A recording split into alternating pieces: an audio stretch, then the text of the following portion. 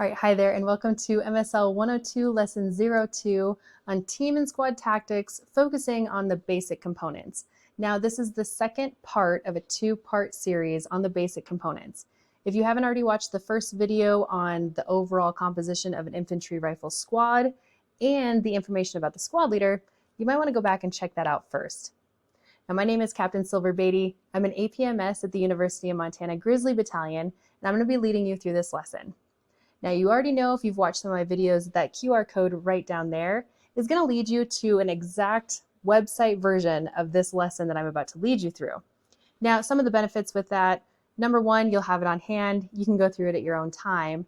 And the second part is there's going to be some clickable links in there that just give you some additional resources that you might want to check out for yourself.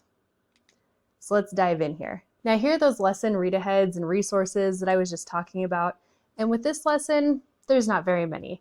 That first one there is also linked in part 1 of this series. It's just going to take you to some Army doctrine and a longer document that just goes a little bit deeper into this information. Now, that second link there, that's just going to bring you right back to this exact same video.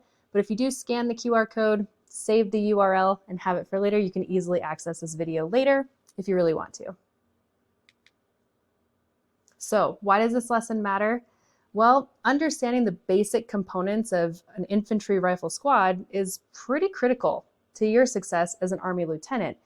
Even though you're not an enlisted member and you're not going to be in charge of a squad directly, you are going to be in charge directly of some squad leaders through your platoon sergeant. So you'll be responsible for leading those platoons and then mastering the roles, weapons, and responsibilities of the fire team and infantry squad members. And that's going to prepare you to make confident, informed decisions in those high-pressure situations that you might find yourself in. So the foundational knowledge from this lesson can ensure that you can effectively lead, support, and protect your soldiers in any given mission that you find yourself part of. So this we went over in part 1, but just as a quick refresher, this is the composition of the full infantry rifle squad. Now remember, this has 9 people in it. Typically, we're going to stick with the 9 people for the purposes of this lesson. Understand that can shift depending on your unit and branches, MOSs, things like that. But there's 9 people with 1 being directly in charge, and that's your squad leader. Now, we discussed that in part 1. This lesson, we're going to dive into the members of those teams to the left and right. So on the left there, you have Alpha Team and you have Bravo Team. Each of those teams has a team leader. They also have a grenadier, an automatic rifleman, and a rifleman. Now, as you remember from the lesson before, there's only 3 weapons that you find within the infantry rifle squad. That's going to be your M4 rifle, your M320 grenade launcher, and your M249 automatic rifle. And again, just like we learned in the first part, your infantry rifle squad's purpose, 3 main ones that we want to focus on. That's that base of fire, providing security, and conducting fire and movement. So there's your quick refresher right there of just the squad in general, but now we're going to break it down into the fire team, the people that are involved, what their responsibilities are, and what their purposes are.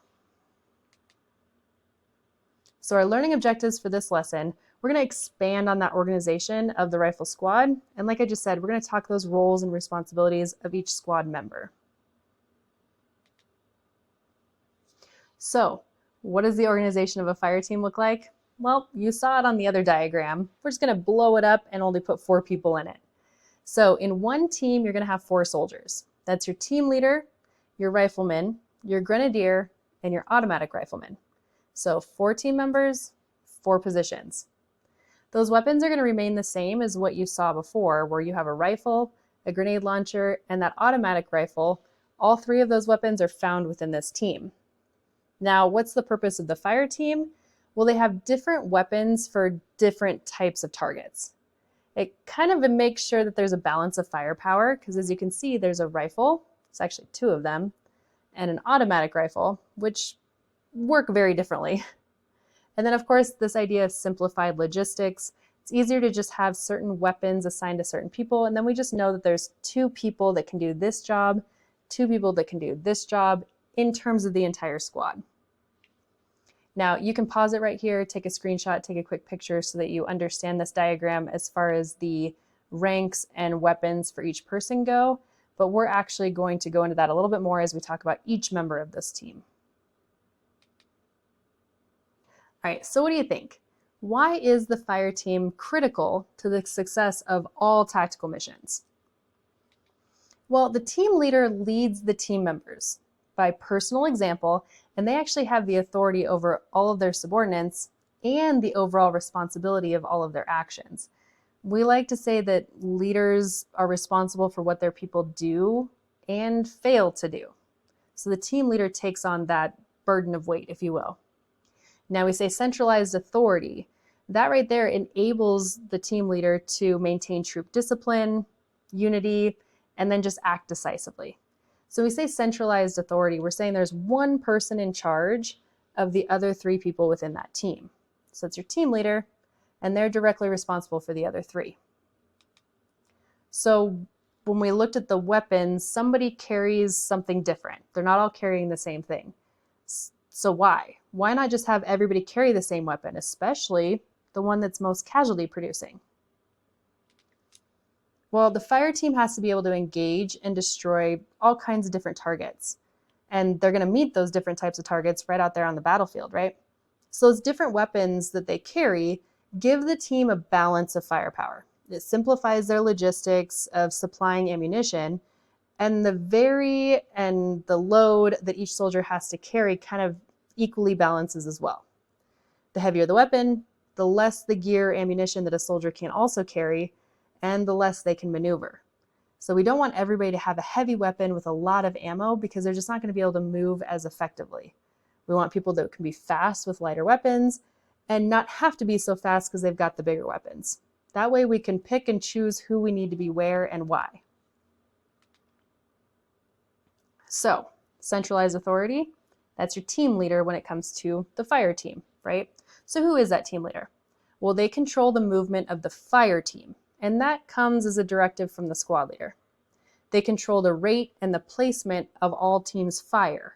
So they're controlling that tempo, how fast we're engaging targets, the placement of those targets, things like that. They lead the team from the front, so they're the role model for the other 3 members of that team. And that's usually the person that's the team leader usually has a little bit more experience. Not a lot. It's one of the first leadership positions that an enlisted soldier will take on, but they still have the experience to have been put in that position to lead 3 other newer or less experienced soldiers. They're also responsible for maintaining the accountability of the soldiers and all of their equipment, and they're responsible for ensuring that those soldiers maintain unit standards in all areas. It was domestic time, garrison is what we call that, or out in combat.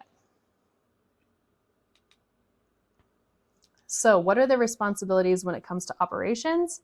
They have to be the subject matter for all team weapons, their duty positions, and the squad battle drills. Now, the team leader has already likely carried those 3 weapons, the grenade launcher, the rifle. You start that way. You start right there, as well as your automatic rifle. So they should already have a pretty deep amount of knowledge when it comes to all of those weapons. They're responsible, of course, for leading their team in fire and movement. They control that movement and the rate and distribution of the fire, as we already talked about. And then they ensure digital command systems are available to the squad and the platoon. And we're not going to get too deep into the weeds on that. Just know that it's an additional responsibility for them. They also ensure that the security of the team's area of operations is heightened and well established. They assist the squad leader as needed because if it's Alpha Team, Bravo Team leader, they're the next people in line. So they're the direct reports to the squad leader. So they have to assist whenever the squad leader needs that from them. And then lastly, they have to be prepared to assume that position of the squad leader, maybe even the platoon sergeant. Hopefully it doesn't get to that point, but as needed. So there's going to be times where somebody that's in a position of responsibility isn't available to do their job. So the next person down gets to step right up and take that on. Now you'll see in that picture right there, the typical rank, this isn't an all-encompassing every single time, but the typical rank that we're looking for with that team leader is a sergeant or an E5 on the pay grade scale. So they're a sergeant, they're an NCO, they've been through the junior enlisted ranks, they've earned that position. And then within the team, they actually just carry the M4. That way they can move quicker, they can direct easier because they're not burdened down by additional stuff. There's already enough basic stuff that we have to carry without the additional weapons and ammo. All right, so now we know about the team leader. Let's talk about some of the other positions. What weapon system would you think the grenadier is equipped with, and what task or purpose does that particular weapon serve? Well, the grenadier is equipped with an M320 weapon system. So it's a rifle, but it also has a grenade launcher attached to it. The grenadier provides that fire team with high trajectory and a high explosive capability out to 350 meters. Now, the fire enables that fire team then to achieve complementary effects with high trajectory, high explosive munitions, and a flat trajectory ball ammunition from the team's weapons. Now, that's a lot of information. Basically, they can use the rifle or they can use the grenade launcher, and there's all types of different things that you can actually shoot out of that grenade launcher as well. So what are the functions and capabilities of this grenadier? Well, they are meant to suppress and destroy enemy infantry and lightly armored vehicles with high explosive dual purpose munitions. Okay, there's all kinds of different things that they can use that for. They're also expected to provide obscurance, so things like smoke, to screen and cover the squad's fire and movement. So kind of deploying that smoke allows them to move and lowers the visibility for the enemy. They can also employ illumination rounds, and that can increase the squad's visibility or be able to mark enemy positions. Ultimately, we want them to be able to cover dead space, and that's any area that can't be observed or covered by direct fire systems. Now, if you look up dead space and what that looks like, it's essentially what you can't see behind something else. So let's say you have a big group of shrub or trees directly in front of you. The dead space is what you can't see behind it. So that's what we're talking about with they're expected to be able to cover that dead space. Now, if you see that picture right there of a grenadier, it gives you an idea of what an M320 system can look like. There's variations to it. You might hear some other, the M203, the M320, the M230. There's a lot of different ways to write it out, but just know that typically it's a rifle with a grenade launcher attached. Now the rank for this grenadier, again, ideally, is a specialist or an E4. So that's the highest rank of the junior enlisted soldiers. They're one step away from becoming an NCO. All right, so how do we think that grenadier can affect the enemy when direct fire weapons are just ineffective? Well, because of the trajectory of that grenade launcher, it can actually engage enemies in the defilades and other covered positions that we can't touch with our direct weapons. And that's where we get back to that covering of the dead space. Okay, so what about the automatic riflemen? What are their functions and capabilities? Now, that might seem pretty common sense, pretty obvious, but let's walk through them together. First, we want them to be able to suppress any enemy infantry and their bunkers, but they also need to be able to destroy automatic rifles and anti-tank teams because they have a faster weapon. Now, they enable the movement of other teams and squads because they provide that suppressive fire. So it's the kind of fire that just makes the enemy duck down and get out of the way so that we can move. They also have to be able to accomplish all the tasks of the rifleman and grenadier, so their teammates to their left and right. They have to be prepared to assume the duties of the team leader and the squad leader if needed. They're supposed to be able to engage groups of enemy personnel, thin-skinned vehicles, bunker doors, any suspected enemy locations with their automatic fire. Again, that's that really fast type of fire. So that's what we talk about, groups of enemy personnel, because it's a mass casualty producing type weapon. And of course, like we said, they have to be able to provide that suppressive fire on those targets so that their teammates can actually close with and destroy the enemy. Now, just like with the grenadier, our typical ideal rank that we're looking for when it comes to automatic riflemen is that specialist or the E4 on the pay grade scale. And what are they carrying? They're carrying that M249, which is a 5.56 automatic rifle. So what do you think? What weapon system does the automatic rifleman carry? And what capability does that provide? We just talked about it. How are they going to employ this? Well, that primary weapon is that 5.56 millimeter M249 light machine gun. That automatic rifleman provides the unit with that high volume of sustained suppressive direct fires because not only can they shoot quickly, they have a lot of ammo at one time on a link system, so they're not just stuck with the few that fit into our regular M4 magazines. Now, they employ that system to suppress the infantry, bunkers, destroy the automatic rifle and anti-tank teams, and of course, we use them to make sure that we can move, as well as other teams and squads. So just think of them as your support, your suppressive fire person. So now we're at the rifleman, the fourth and final member of this team. Now, the riflemen, they're the lowest ranking person. They only carry the M4, but they actually end up with a lot of additional stuff as well that we'll talk about on the next slide. So what do we want our riflemen to know? They're usually pretty brand new to the Army, but they still have a lot of responsibility of knowledge. They have to be an expert on their weapon system, the rifle, the optics, any laser aiming devices, and not only during the day when they can see, but at night as well. They have to be able to employ their weapon against enemies of all types of targets with well-aimed shots. That's why we go to the range and we do marksmanship, because we have to be able to use that rifle effectively. They also need to be able to employ all the other weapons of the squad, just in case, as well as know the munitions that are used in those weapons. Of course, they need to be able to construct and occupy a hasty firing position and know how to fire from it. They need to be able to know how to occupy covered and concealed positions in any type of environment, and what protection those positions can provide from direct fire weapons.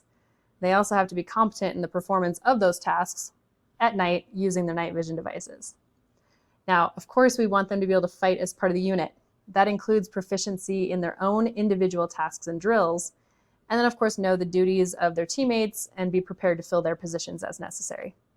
Now keep in mind, we went from the top down, so the rifleman has a lot going on, but everybody that we just talked about has already been through this process, so they also had to understand and continue to need to know how to understand all of the things that the rifleman is expected to know as well.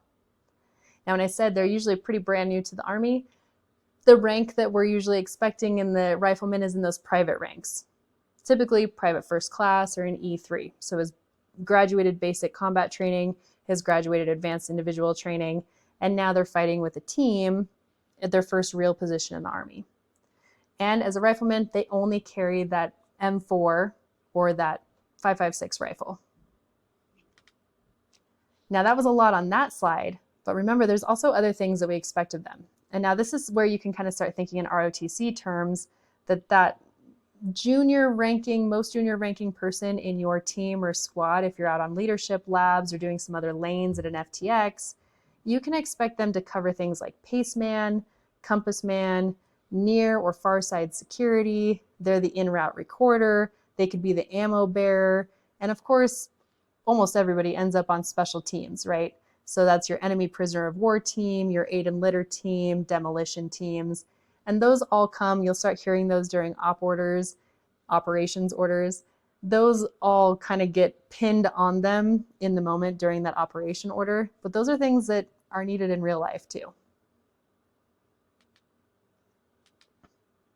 All right, so what do you think?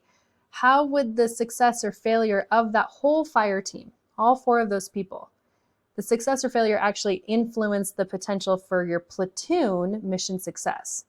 So in other words, how could 4 people affect an entire platoon of 40's mission? Well, as a fire team, that's the smallest collective element. So success or failure of their primary tasks and missions can directly impact the potential for platoon mission success. If the fire teams fail, there is a pretty high potential that the platoon mission is going to fail as well. So we want all of our teams to be able to work effectively, communicate effectively, and use their chain of command in a way that makes the whole platoon successful. So if a fire team fails during a platoon mission, is that going to guarantee failure? Well, it's not preferable, and it happens, but it doesn't necessarily mean the whole platoon is going to fail. Other members, other leaders might just have to step in and do those additional tasks in order to make the mission a success. But then you're causing other people to pick up your slack if your team isn't doing and carrying their weight. All right, so that is the fire team. That's the basic most bare bones information I need to give you on how the fire team works. So let's do a quick check on learning to see what you caught of that whole lesson. Which one of those team members is responsible for covering that dead space, or that area behind things that we can't see or engage with our direct weapons? Is it the team leader, the grenadier, your automatic rifleman, or your rifleman? Hopefully you said grenadier, because the other three are carrying weapons that are considered direct fire weapons. And then what rank does the automatic rifleman typically hold? Is it staff sergeant, sergeant, specialist, or private first class? Well, your automatic rifleman is typically a specialist because they've graduated up from just being the rifleman. Remember, your team leader is typically a sergeant, your automatic rifleman, your grenadier are usually specialists, and your rifleman is in the private ranks of some way. And lastly, which member of that fire team is responsible for providing suppressive fire so that the rest of their squad can actually move? Is that going to be your team leader, your grenadier, your automatic rifleman, or your rifleman? Now that's your automatic rifleman. That's the one that's got the light machine gun that can produce a lot of rounds at once and in a bigger area. They suppress that enemy, make them jump down so that we can move quickly. All right, and that's it. That's the end of both parts of the basic components lessons. After this one, I hope you feel better about expanding on the organization of that rifle squad, as well as the roles and responsibilities of each of those squad members. So remember, you've got a squad leader, and then you've got 2 team leaders, 2 grenadiers, 2 automatic riflemen, and 2 riflemen. How they all work together, well, I can tell you in a video, but hopefully you get a chance to go out there and see during a leadership lab or a sticks lane at an FTX, and kind of see how those different positions work together and work to help out the squad leader or the platoon leader. All right, if you have any questions, I highly recommend that you go find your own ROTC advisor, maybe a high-speed MS3 or an MS4. Get those questions answered so that you can just be a better part of this overall mission success. Thanks for sticking with me through this one. I'll see you on the next lesson.